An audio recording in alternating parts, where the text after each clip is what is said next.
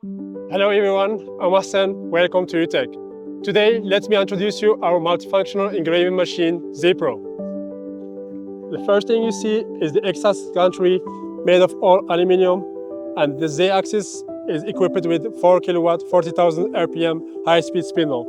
In the right side, we have industrial CCD camera, and the right beside we have oscillating knife with high power, 150 watts. And the most important thing is that this machine can reach a speed of 100 meters per minute. I think what everyone is most concerned about is their working performance. So let's follow the camera and take a look.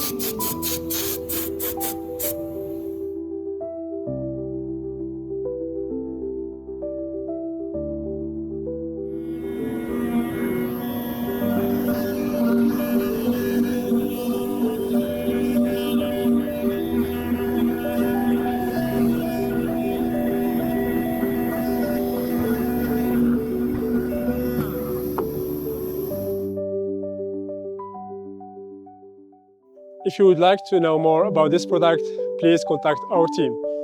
And of course, we will bring this machine to FESPA Global Print Expo in Germany in May.